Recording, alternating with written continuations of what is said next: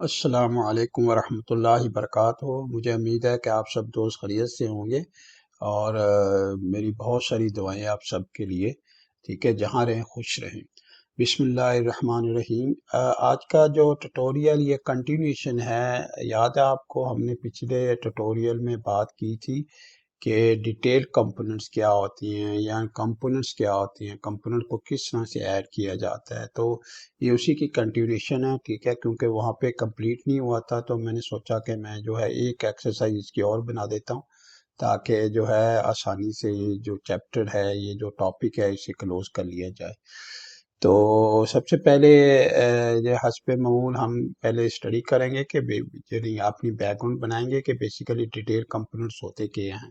In derivative a detailed component is a 2D or 3D element used to add detailed information to a project documentation। याद रखें, जब आपका 3D model जब आपने कोई भी खोला होता है, तो जब 2D मॉडल ऊपर आपके उसके ऊपर लेके आती हैं तो जो 3D मॉडल है उसको वो कवर कर लेता है। ठीक है, ये उसके अंदर खसूसियत होती है। लेकिन हम 3D मॉडल्स के अंदर 3D कम डिटेल्स को भी ऐड कर सकती हैं और हम 2D डिटेल्स को भी ऐड कर सकती हैं। Why add detail component in, यानी कंपोनेंट के अंदर जो है डिटेल्स क्यों यानी जो रेवेट है उसके अंदर जो है डिटेल कंपोनेंट्स क्यों ऐड की जाती हैं। Detail documentation, detail component provide a way to add specific detail to a project documentation, making it more accurate and comprehensive. तो कहने का मकसद है कि मकसद ये है कि डिटेल डॉक्यूमेंटेशन जो होती है, डिटेल कंपोनेंट इसलिए ऐड किए जाती हैं, ठीक है, ताकि स्पेसिफिक डिटेल्स को मीट किया जा सके और प्रोजेक्ट डॉक्यूमेंट उस तरह से प्रिपेयर की जा सके। मेक इट मोर एक्यूरेट, ताकि वो ज़्यादा एक्यूरेट हो और वो कंप्रीहेंसिव हो। इम्प्रूव क्लैरिटी, ज़ाहिर है जब आप कोई डिटेल किसी भी याद है हमने जो है कॉलआउट बनाया था, तो कॉलआउट हम किस लिए बनाती हैं? कॉलआउट इसीलिए बनाती हैं ताकि उसके अंदर जो है डिटेल्स ऐड की जाएं, डिटेल्स के मुतल्लिक बताया जाए। इम्प्रूव क्लैरिटी, ठीक है, डिटेल कंपोनेंट जब भी आप किसी मॉडल के अंदर ऐड करती हैं तो वो क्या आता है कि आपकी जो क्लैरिटी होती है वो इम्प्रूव कर देता है। Detail component help to clarify complex design element, reducing confusion and misinterpretation। ठीक है, तीसरा इनहांस विजुअलाइजेशन, ठीक है, जो आपकी जो नजर आने की सलाहियत है उसको बेहतर बनाता है। Detail component enable user to create detailed realistic visualization of a design element, improving communication and presentation। चौथा है increase productivity, detail component can be reused throughout a project, saving time and effort. तो जो भी मैंने productivity की बात हुई है, तो प्रोडक्टिविटी इसलिए इंक्रीज हो जाती है कि आपके पास जितने भी आपने डिटेल कंपोनेंट्स बनाए हुए हैं वो कहीं भी आप जाके उनको इस्तेमाल कर सकती हैं, दोबारा दोबारा जो है बार बार इस्तेमाल कर सकती हैं। उसके बाद टाइप ऑफ डिटेल कंपोनेंट, किस तरह कितनी कितनी किस्म के आपके पास ना डिटेल कंपोनेंट्स होती हैं। 2D detail component use to add 2D details. 2D detail component जो होती हैं वो आपके 2D डिटेल को ऐड करती हैं, such as line, symbol and text to project documentation. और दूसरा नंबर है 3D detail component use to add 3D model of specific design element such as furniture, fixture और equipment. When you use detail component, यानी detail component हम कब इस्तेमाल करते हैं? पहला कम्प्लेक्स डिज़ाइन एलिमेंट, अगर हमने कम्प्लेक्स डिज़ाइन एलिमेंट्स को दिखाना हो तो हमें फिर डिटेल कंपोनेंट इस्तेमाल करने पड़ते हैं ताकि हम मजीद डिटेल के अंदर चीज़ों को दिखा सकें। Use detail component to document complex design element such as custom architecture feature और इंटेरिकेट मैकेनिकल सिस्टम। ठीक है, दूसरा है detail annotation, use detail component to add detail annotation such as note, dimension and symbol to specify areas of a view. Presentation drawing, जब presentation की बारी आती है तब प्रेजेंट करने के भी हमें काफ़ी दफ़ा ये होता है कि हमें डिटेल कंपोनेंट दिखाने पड़ते हैं ताकि जो देखने वाला है उसको पता लगे कि डिटेल में इसके अंदर क्या क्या यूज़ किया गया और किस तरह से इसको जो है बनाया गया, ताकि बेहतरीन रियलिस्टिक विजुअलाइजेशन जो है वो कायम हो सके। By adding detail component Revit user can create more accurate detail and informative documentation, improving communication and collaboration throughout the design and construction process। यानी इस तरह से करने से बेसिकली आपका जो मॉडल होता है वो एक्यूरेट होता है, ज़्यादा डिटेल में आ जाता है और ज़्यादा इंफॉर्मेशन उसके अंदर ऐड होती हैं और उसके अंदर जो है आप आराम से किसी के साथ भी उसे कम्युनिकेट कर सकते हैं, कोलैबोरेट कर सकते हैं, ताकि जो है दूसरा बंदा जो बैठा हुआ है या दूसरा जो स्टेक होल्डर है उसको भी डिज़ाइन या कंस्ट्रक्शन प्रोसेस है उसको भी उसकी रसाई दी जा सके। ठीक है, तो ये तो चंद मालूमात हो गई आपकी इंट्रोडक्शन के तौर पे कि बेसिकली डिटेल कंपोनेंट्स होते क्या हैं, कहाँ इस्तेमाल करती हैं और कब इस्तेमाल की जाती हैं।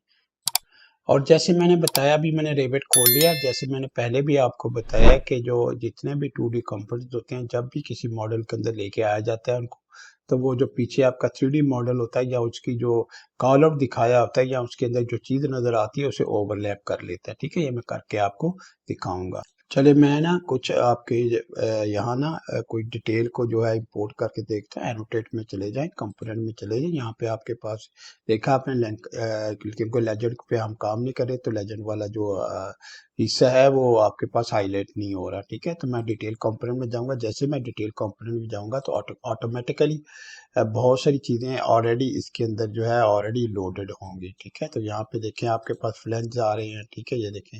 ठीक है, कोई भी फ्लैंज अगर फर्ज करें मैं कोई फ्लैंज यहाँ पे रखता हूँ तो ये देखिए यहाँ पे और से देखना आपने जहाँ जहाँ ये आया उसने पीछे से उसको कवर कर लिया। ठीक है, तो जैसे मैंने आपको पहले बताया कि 2D कंपोनेंट जब भी आता है कि 3D कंपोनेंट के जो पीछे कंपोनेंट 3D के होते हैं नजर आने होती हैं वो हमें नजर नहीं आते, उसको कवरिंग कर लेता है। ठीक है, इस तरह से उसकी कवरिंग हो जाती है।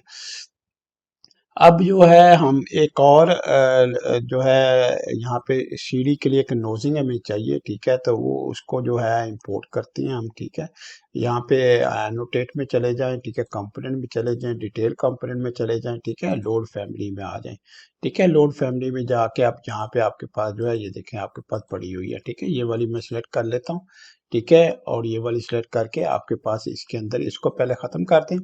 ठीक है, ख़त्म करके और इसके बाद दोबारा जाएं। ठीक है, और इसमें जाएं और इसमें जाके ये वाली जो है ये लोड कर लें और यहाँ पे देखें आपके पास ना लोड हो जाएगी। ठीक है, आप इसको चेक करें सारे को कहाँ आपके पास जो है वो डिटेल जो है आपके पास कहाँ आई है। ठीक है, चैनल आपके पास ये देखिए चैनल भी आ रहा है। ठीक है, और आपके पास जो है ये ऊपर एसी एंगल जो है वो भी आपके पास जो है वो भी लोड होके, तो बहुत सारे कंपोनेंट जो होते हैं ना आपके वो यहाँ पे आ जाते हैं। लेकिन इससे पहले कि मैं ये कंपोनेंट लगाऊं, ठीक है, तो मैं क्या करूँगा। ठीक है, मैं ये करता हूँ कि मैं ना इस यहाँ पे हमारे पास जो है डिटेल कंपोनेंट के अंदर हमारे पास एक ब्रेक लाइन पड़ी हुई है। ठीक है, हम ब्रेक लाइन को सिलेक्ट करती हैं, ब्रेक लाइन। ठीक है, और यहाँ पे आप जब आपने इसके अंदर आ जाना है और ब्रेक लाइन आपने लेके आ जानी है तो फिर आपने जो है स्पेस का जो है जो बड़ा बटन होता है आपका स्पेस का उसको दबाना। जैसे आप दबाएंगे तो आप देखेंगे कि वो जो है उसका जो ओरिएंटेशन है या उसकी जो रोटेशन है आपकी ब्रेक लाइन की वो चेंज हो जाएगी। ठीक है, जैसे चेंज होगी देखें आप जहाँ आपने वो उसको लगाया है। ठीक है, देखें जहाँ उसने लगाया तो उसका अगला हिस्सा जो आपको जो है हाईलाइट नहीं हो रहा आपको मतलब कि वो हिडन हो गया है। ठीक है, वो हाइड हो गया। तो इस तरह से आप जो है चीज़ें जो है अपनी अगर 2D का एलिमेंट कोई भी लेके आ रहे हैं तो ये मैंने कट लाइन के दिखा दी है ताकि यहाँ तक कि जितना भी हम काम करेंगे यहाँ तक कि हमें दिखाना है, तो हमने आगे नहीं दिखाना, इसलिए हमें यहाँ पे कट लाइन जो है हमारी एक कट लाइन यहाँ पे आ जाएगी। ठीक है,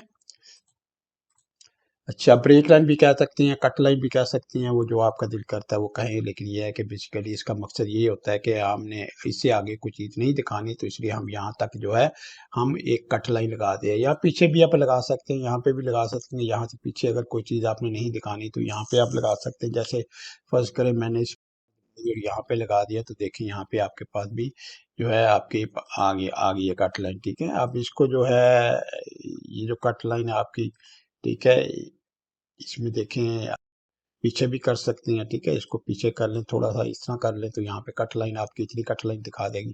तो आपको ऑटोमेटिकली जो पता लग जाएगा कि यहाँ पे ये जो इतना हिस्सा है वही सिर्फ हमने दिखाना है और बाकी हिस्सा हमने जो है नहीं दिखाना। ठीक है, इसको मैं जूम कर लिया इतना। ठीक है, अच्छा उसके बाद जो है मैं एक और जो है डिटेल डाउनलोड करता हूँ, डिटेल आपको डाउनलोड करके दिखाता हूँ। अब इसमें ना एक और सवाल पैदा होता है। ठीक है, कि क्योंकि हम यानी हम डिटेल कंपोनेंट्स होती हैं वो हम क्यों लगाते हैं। ठीक है, हमें क्यों चाहिए होते हैं। ठीक है, अगर हम स्टेयर का डिटेल जो है ये वाला जो व्यू है, ये वाला व्यू मैं खोल लूँ, फिर के सेक्शन एंड डिटेल खोलूँ तो यहाँ पे आप देखेंगे यहाँ पे आपको वो बहुत सारी चीज़ें जो है नजर नहीं आ रही होती, ठीक है। तो हम फिर क्या करते हैं, हम कॉलआउट बनाते हैं, कॉलआउट बना के फिर उस कॉलआउट में जाके हम उसके जो डिटेल कंपोनेंट्स हैं, मजीद तफसीलात जो हैं उनको मुहैया करते हैं, ताकि आज जो है चीज़ नज़र आए, इससे जब पता लगे कहाँ पे क्या चीज़ आ रही है। अच्छा, इसमें ना एक चीज़ मैं आपको और बता दूं कि जब आप कोई ब्रेक लाइन लगाते हैं तो ये देखें आपके पास ना यहाँ पे जो है आपके ब्लू रंग के ना आपके पास ट्रायंगल छोटी सी नज़र आ रही होती है। बेसिकली क्या होता है, इससे आप एडजस्ट कर सकते हैं, ठीक है। देखें मैंने इसको एडजस्ट कर लिया, ठीक है। ये देखें यहाँ पे एडजस्ट कर लिया तो यहाँ तक आ गया, ठीक है। तो इसकी आप जो जो भी इसकी रिक्वायरमेंट, आपकी जो रिक्वायरमेंट उसके मुताबिक आप ऊपर नीचे कर सकती हैं, साइड पे कर सकती हैं, बड़ा कर सकती हैं, छोटा कर सकती हैं, डिपेंडिंग आपकी रिक्वायरमेंट क्या है, किस तरह की आपकी रिक्वायरमेंट है। अच्छा, उसके बाद ना एक कंपोनेंट मैं और आपको लोड करके दिखाता हूँ, ठीक है। मैं वापस जाऊंगा, ठीक है, जहाँ से मैंने इसको एक्सेस किया। बेसिकली ये सारी जो लाइब्रेरी होती है ना, लाइब्रेरी के अंदर ये सारी चीज़ें पड़ी होती हैं आपकी, ठीक है। जितनी भी चीज़ें आपको, जो चीज़ भी आपको चाहिए वो लाइब्रेरी के अंदर आपको जो है पड़ी होती है, और आप उसको किसी टाइम भी एक्सेस कर सकते हैं, ठीक है। तो यहाँ पे मैं चला गया, ठीक है, यहाँ पे जाके, ठीक है, जरा और एक स्टेप पीछे चला जाता हूँ, ठीक है। तो यहाँ पे जाके इंग्लिश मैंने सेलेक्ट कर लिया, इंपीरियल सिस्टम भी होता है, इंग्लिश भी होता है, और यहाँ पे डिटेल आइटम मैंने सेलेक्ट कर लिया। डिटेल आइटम में जाके मेरे पास जो है मेटल्स, ठीक है, मेटल वाला कर लिया, और फैब्रिकेशन, ठीक है, और इसके अंदर मुझे जो है एक जो है ये वाला चाहिए, ठीक है, स्टेयर स्टील पेन सेक्शन, ठीक है, ये वाला इस तरह का जो है ये मुझे चाहिए। तो ये मैं लोड कर लूंगा, ठीक है। लोड करके ये देखें ऑटोमेटिकली जो है या आपके पास यहाँ देखें कवरिंग, कवरिंग दे सकता हूँ डिफरेंट जगह पे ना, इसकी कवरिंग दे सकता हूँ पीछे, ठीक है। इसको थोड़ा सा सेक्शन लाइन को आगे मूव कर लें, ठीक है, ताकि वो नज़र आए, और आपकी जो कवरिंग है वो पूरी तरह जो है उसको मूव करके आप ऊपर वहां से लेके जा सकते हैं, ठीक है। यहाँ पे आपने सेलेक्ट किया, ठीक है, और यहाँ पे आपने इसको यहाँ मूव कर दिया, ठीक है। तो अब आपकी, तो इस तरह जितनी भी आपकी डिटेल्स होती हैं वो आप डिटेल्स जो है उनको इस्तेमाल कर सकते हैं, ठीक है। इस्तेमाल करके जो है उनको यूज़ कर सकते हैं जब भी आपको, कहीं भी आपको जब चाहिए होती है, ठीक है। तो तो ये आपकी जो है मैंने कोशिश की है, मैं बताऊंगा आपको कि सिर्फ डिटेल कंपोनेंट नहीं होती, इससे और भी बहुत सारी छोटी छोटी चीज़ें होती हैं जो बहुत जगह पे लगनी होती हैं, लेकिन वो डिटेल कंपोनेंट कहाँ पे जाके शो करती हैं, वो हमारे बेसिकली हम जब सेक्शन बनाते हैं, कॉल आउट बनाते हैं, ठीक है, किसी एरिया का कॉल आउट बनाते हैं, तो कॉल आउट का मकसद यही होता है कि उसको ब्लो अप किया जाए, छोटे स्केल पे दिखाया जाए, और उसके बाद उसके अंदर जितने भी छोटे छोटे कंपोनेंट्स हैं, छोटी छोटी चीज़ें हैं, सारी उनको दिखाया जा सके, ठीक है। लेकिन इसके लिए ज़रूरी ये है कि आपके पास जो कंपोनेंट्स है, जो आप नोजिंग या जो भी चीज़ या जो भी डिटेल आप लेके आना चाहते हैं वो आपके पास मौजूद होनी चाहिए, यानी उसकी फैमिली ऑलरेडी बनी हुई होनी चाहिए, ठीक है। अगर लाइब्रेरी के अंदर वो फैमिली बनी हुई है तो वेल एंड गुड, अगर नहीं तो फिर आपको बनानी पड़ेगी, नहीं तो अदरवाइज आपको मुख्तलिफ थर्ड पार्टीज जो इंटरनेट पे जो थर्ड पार्टीज मुख्तलिफ कंपनीज हैं उन्होंने अपने जो फैमिलीज होती हैं वो अपलोड की होती हैं, और उन फैमिलीज को वहाँ जाके आप उनको ले सकते हैं वहाँ से, और उसके बाद उनको इस्तेमाल कर सकते हैं। लेकिन हो सकता है कि वो फैमिली जो आप वहाँ से लें वो आपकी रिक्वायरमेंट को उस तरह से पूरा ना कर पा रही हो जिस तरह से आपको चाहिए, तो फिर आपको उसी जो है जो डिटेल आप लेके आ रहे हैं उस डिटेल को आप जो है फैमिली एडिटर में ले जाएं, और फैमिली एडिटर में ले जाके उसको मॉडिफाई कर लें, चेंज कर लें, और उसके बाद जो उसे सेव करके वापस प्रोजेक्ट के अंदर उसे लोड कर लें। उसके बाद ना इसी तरह से ना आप मुख्तलिफ डिटेल्स को ना आप जो है वो मुख्तलिफ जगह पे आप एक्सेस कर सकती हैं। अगर आपके पास पूरी लाइब्रेरी बनी हुई है, ठीक है, इंपीरियल में जाना है तो इंपीरियल से कर लें, वो इंपीरियल सिस्टम में होगा। मैट्रिक में जाना है तो मैट्रिक कर लें, वो इंग्लिश में होगा। ठीक, यहाँ पे आपने क्लिक किया, ठीक है, डिटेल आइटम में क्लिक किया तो ये आपके सारे डिटेल आइटम्स हैं। कंक्रीट में गए, ठीक है, उसके बाद री इन्फोर्समेंट कंक्रीट, तो उसके बाद इसमें फोर्सिंग स्टील में, तो ये देखिए ये आपके पास एल पड़ा हुआ है, ठीक है, आपका स्टील का, ठीक है। उसके बाद आपने कोई और प्रीकास्ट कंक्रीट में जाना है तो प्रीकास्ट टेक्सचर में देखें ये आपके पास पड़ा हुआ है ये।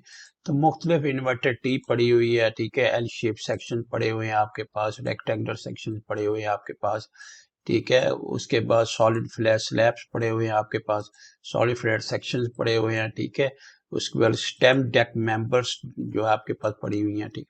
तो इस तरह बहुत सारे आपके पास ना डिटेल आइटम्स पड़े होती हैं, ठीक है, जिनको आप वक्तन फवक्तन जो अपनी ज़रूरियत के मुताबिक जो है उनको यूज़ कर सकती हैं, ठीक है। तो ये मेटल में, कंक्रीट में, जर्नल में भी है, फिनिशेस भी आपके पास, ठीक है। आप देखिए यहाँ पे फिनिशेस हैं आपके पास, सीलिंग में फिनिशेस आपको चाहिए, अकॉस्टिक सीलिंग है तो अकॉस्टिक टाइप ऑफ सीलिंग, ठीक है। ये देखो स्क्वायर एज है, ठीक है, सीलिंग टेगुलर है, ठीक है, टी सेक्शन है, वॉल एंगल है, वाइड सेक्शन है, डिफरेंट किस्म की यहाँ पे सीलिंग भी आपके पास पड़ी हुई है, ठीक है। तो इस तरह से मुख्तलिफ डिटेल्स को आप लोड करके प्रोजेक्ट के अंदर और उनको डिटेल कंपोनेंट के तौर पे इस्तेमाल कर सकती हैं।